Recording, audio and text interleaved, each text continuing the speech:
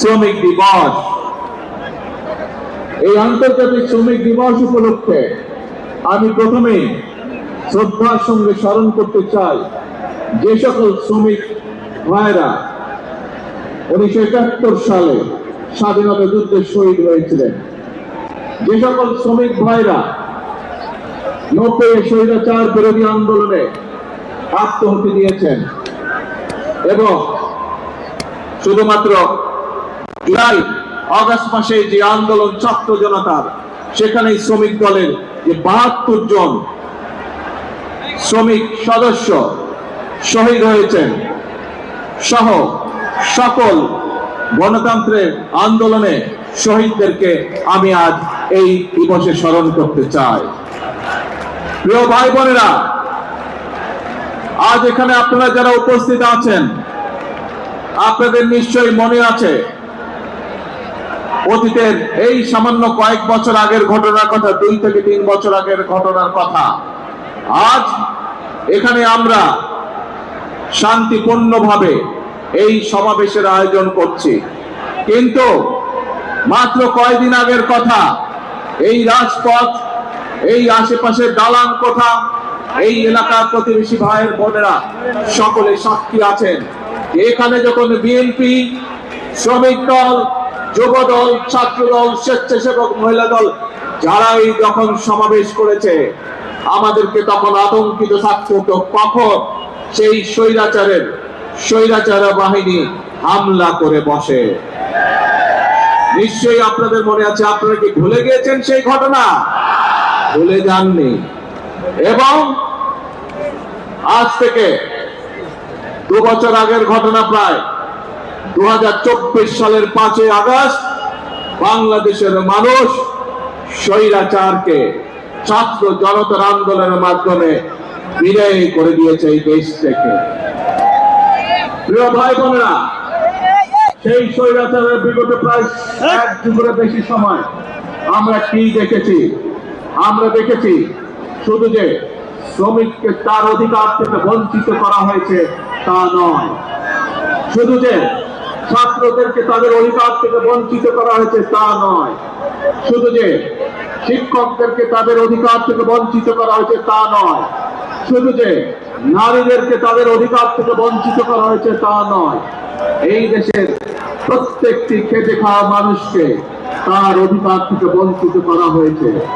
এই দেশের মানুষের রাজনৈতিক অধিকার থেকে দেশের মানুষকে বঞ্চিত করা হয়েছে। বঞ্চিত করা হয়েছিল তাদেরকে তাদের অর্থনৈতিক অধিকার থেকে। প্রিয় ভাই বোনেরা, সেজন্যই এই দেশের মানুষ এই দেশ থেকে ছাত্র জনতা ঐক্যবদ্ধভাবে একত্রিত হয়ে গণ অভ্যুত্থানের মাধ্যমে স্বৈরাচারকে বিদায় করেছে এই দেশ থেকে। আমরা দেখেছি স্বৈরাচারের সময় কিভাবে দেশের অর্থনীতিকে লুটপাটের মাধ্যমে ধ্বংস করে দেওয়া হয়েছিল। আমরা দেখেছি কিভাবে দেশের শিল্প কলকারখানাগুলোকে ধীরে ধীরে বন্ধ করে দেওয়া হয়েছিল এবং এক পর্যায়ে গিয়ে ধ্বংস করে দেওয়া হয়েছিল, এবং বিদেশি জিনিসকে কিভাবে এই দেশে আমদানি নির্ভর করে হয়েছিল, এই দেশের পুরো অর্থনীতিকে কিভাবে ধীরে ধীরে আমদানি নির্ভর করে গড়ে তোলা হয়েছিল। আমরা দেখেছি কিভাবে স্বৈরাচারের সময় এই দেশ থেকে, এই দেশের শিক্ষা ব্যবস্থাকে ধ্বংস করে দেওয়া হয়েছিল। আমরা দেখেছি এই দেশের স্বাস্থ্য ব্যবস্থাকে স্বৈরাচারের এক যুগ সময় কিভাবে ধ্বংস করে দেওয়া হয়েছিল। প্রিয় ভাই বোনেরা, এই কয়েকটি সেক্টরের কথা আপনাদের সামনে আমি তুলে ধরলাম। এই প্রত্যেকটি সেক্টরে হাজারো লক্ষ কোটি শ্রমিক কাজ করে এবং এভাবেই দেশের প্রত্যেকটি সেক্টরকে ধ্বংস করার মাধ্যমে বাংলাদেশের সকল শ্রেণীর মানুষকে আঘাত করা হয়েছিল। বাংলাদেশের শ্রমিকদের ভাগ্য নিয়ে ছিনিমিনি খেলা হয়েছিল সেই দিন। প্রিয় ভাই বোনেরা, 2024 সালের 5ই আগস্ট মানুষ সেই স্বৈরাচারকে দেশ থেকে বিতাড়িত করেছে। এখন শ্রমিক, শিক্ষক, ছাত্র, নারী, পুরুষ সকলে মিলে এখন হচ্ছে দেশ করার পালা। প্রিয় ভাই বোনেরা, আমার সামনে একটি ব্যানার আছে, সেই ব্যানারের মধ্যে লেখা রয়েছে বন্ধ কলকারখানা চালু করতে হবে। প্রিয় ভাই বোনেরা, বর্তমান সরকার বিএনপি সরকার, জনগণের ভোটে নির্বাচিত সরকার, এবং সেই জন্যই সরকার গঠিত হওয়ার পরে সাথে সাথেই আমি সংশ্লিষ্ট ব্যক্তিবর্গকে সাথে নিয়ে বসেছি এবং নির্দেশনা দিয়েছি। এবং আপনারা জানলে খুশি হবেন, এই সপ্তাহে গত এক মাস আগে আমি নির্দেশনা দিয়েছি যে কিভাবে আমরা কত দ্রুত আমরা বন্ধ কলকারখানা কোনটি কোনটি চালু করতে পারবো, যাতে আবার সেই সকল শ্রমিক যারা কর্মসংস্থান হারিয়ে বেকার হয়ে গিয়েছিল সেই সকল শ্রমিকের কর্মের ব্যবস্থা আমরা করতে পারি। সেই মিটিংটি এই সপ্তাহে আবার নির্ধারিত হয়েছে। ইনশাআল্লাহ বাংলাদেশের অনেকগুলো কলকারখানা যেগুলো বন্ধ হয়ে গিয়েছে বিগত বছরগুলোতে, পর্যায়ক্রমিক ভাবে আমরা সেই কলকারখানাগুলোকে আবার চালু করার উদ্যোগ গ্রহণ করেছি। প্রিয় ভাই বোনেরা, শুধু এই বন্ধ কলকারখানা চালু হলেই সকল শ্রমিকের কর্মসংস্থানের ব্যবস্থা হবে না, আমরা জানি।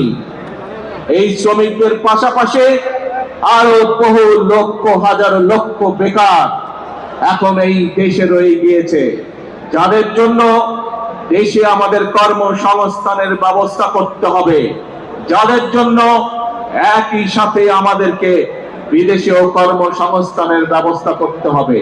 এবং সেই জন্যই আমরা বিদেশি বিনিয়োগকারী সহ দেশীয় বিনিয়োগকারীদের সাথে এরই ভিতরে আলাপ আলোচনা শুরু করেছি। আমরা তাদেরকে উৎসাহ প্রদান করছি, আমরা তাদের বিভিন্ন সমস্যা সমাধানের চেষ্টা করছি, যাতে করে সেই বিনিয়োগকারীরা সে দেশেই হোক অথবা বিদেশি হোক এই দেশে কলকারখানা তৈরি করে। কারণ আমরা জানি এই দেশে কলকারখানা তৈরি হলে এই দেশের শ্রমিকরা কর্মসংস্থানের সুযোগ হবে তাদের। আমরা জানি শ্রমিকরা যদি ভালো থাকে তাহলে বাংলাদেশ ভালো থাকবে। আমরা জানি কৃষকরা যদি ভালো থাকে তাহলে বাংলাদেশ ভালো থাকবে। অর্থাৎ সাধারণ খেটে খাওয়া মানুষ যখন ভালো থাকবে তখনই এই দেশ বাংলাদেশ ভালো থাকবে। এবং সেই জন্যই প্রিয় ভাই বোনেরা, আপনারা দেখেছেন, আমরা জানি, আমরা বিষয়টি সম্পর্কে ওয়াকিফাল আছি। এইখানে রাস্তা, ঢাকা শহরের বিভিন্ন রাস্তায় আপনারা দেখেছেন হকার ভাইরা ছিল, কিন্তু যানজট সহ সাধারণ মানুষের চলাফেরার অসুবিধার জন্য আমরা হকার ভাইদেরকে সরিয়ে দিচ্ছি। কিন্তু আমরা এটাও বুঝি তারাও মানুষ, তাদেরও পরিবার আছে, তাদেরকেও চলতে হবে, খেয়ে পড়ে তাদেরকেও বাঁচতে হবে। সেজন্যই আমি সংশ্লিষ্ট কর্তৃপক্ষকে সাথে সাথে নির্দেশনা দিয়েছি যে হকার উচ্ছেদ করলে শুধু হবে না, এই মানুষগুলো যাতে খেয়ে পড়ে বাঁচতে পারে, কর্মসংস্থান মানে ব্যবসা করতে পারে, তারও ব্যবস্থা করতে হবে। এবং আপনারা দেখেছেন এরই মধ্যে তার প্রক্রিয়া শুরু হয়েছে। আমরা জানি সকলকে হয়তো একসাথে আমরা ব্যবস্থা করে দিতে পারবো না, পর্যায়ক্রমিক ভাবে আমরা ব্যবস্থা করব, কিন্তু ইনশাআল্লাহ আপনাদের নির্বাচিত সরকার অবশ্যই খেটে খাওয়া মানুষের কর্মসংস্থানের ব্যবস্থা করবে।